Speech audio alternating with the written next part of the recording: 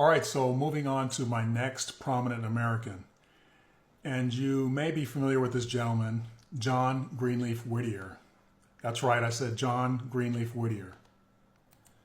Now, some may not be familiar with this gentleman, so let me tell you a little bit about him.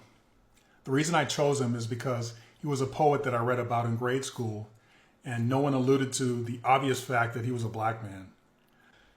I guess my English teachers just glanced over the fact that he had a dark, swarthy complexion. It's sort of like reading about a town that has a purple polar bear, but all the pictures you're shown contain a white one. But then no one questions the major discrepancy. Anyway, I digress. All right, so John Greenleaf Whittier. He was born December 17th, 1807, died September 7th, 1892. He was an American Quaker poet and advocate of the abolition of slavery in the United States, frequently listed as one of the fireside poets. He was influenced by the Scottish poet Robert Burns. Whittier is remembered particularly for his anti-slavery writings, as well as his book Snowbound. All right, so Mr. Whittier was born to John and Abigail at their rural homestead in Haverhill, Massachusetts, on December 17, 1807. His middle name was thought to mean Feuillevert, after his Huguenot forebears. He grew up on a farm in a household with his parents, a brother and two sisters, a maternal aunt, and a paternal uncle. From 1838 to 1840, he was the editor of the Pennsylvania Freeman in Philadelphia, one of the leading anti-slavery papers in the North, formerly known as the National Enquirer. In May 1838, the publication moved its offices to the newly opened Pennsylvania Hall on North 6th Street, which was shortly after burned by a pro-slavery mob.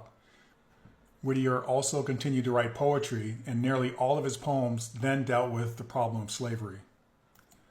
Whittier's first two published books were Legends of New England, 1831, and the poem Molly Pitcher, 1832. In 1833, he published The Song of the Vermonters, 1779, which he had anonymously inserted into the New England magazine. All right, so I got that information from wikipedia.com. All right, so first, if you recall, I mentioned reading about Whittier when going over Daniel Webster in the book by Sidney George Fisher, Life of Daniel Webster, page 2. The author states that Webster and Whittier were both descended from the Bachelder family. He also wrote that they were said to have resembled each other in appearance. It's quite obvious to me that he is referring to their similar complexions, which would make sense if the Bachelders were known for their dark complexions. All right, so my first piece of evidence for Mr. Whittier here is from Frederica Bremer. And Frederica Bremer was born August 1801, died December 31st, 1865. And she was a Swedish writer and feminist reformer. Her sketches of everyday life were wildly popular in Britain and the United States during the 1840s and 1850s. And she is regarded as the Swedish Jane Austen, bringing the realist novel to prominence in Swedish literature. So, in her sketches of American homes, she gives an outline portrait of Whittier as he appeared when 40 years of age. And she goes on to say, I quote, "He has a good exterior, a figure slender and tall, a beautiful head with refined features, black eyes full of fire, dark complexion, a fine smile, and lively but very nervous manner. Both soul and spirit have overstrained the nervous cords and wasted the body.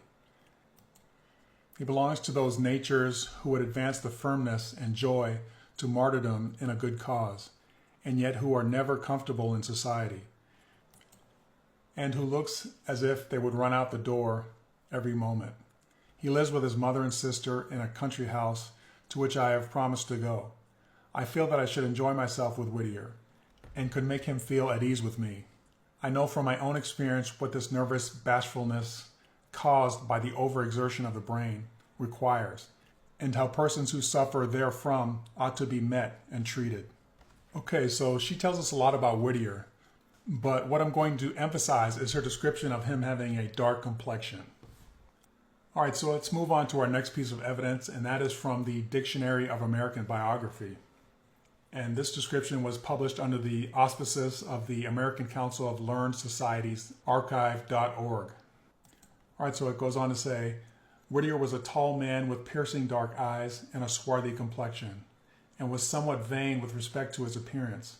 Although a genial person, he would occasionally flash out in anger when people did not agree with him. He resented the reputation he had of being a saint.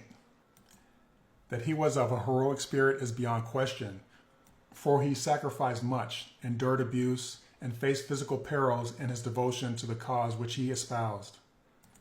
And it continues to say, he had a fine sense of humor and was adept at telling amusing tales. Toward other people's beliefs, he was in general tolerant, and he sympathized keenly with those who were persecuted on account of their race, color, and creed. I wonder why. Was it maybe that he had the status of being considered a white man because of his European heritage, even though he was a black man in his outward appearance?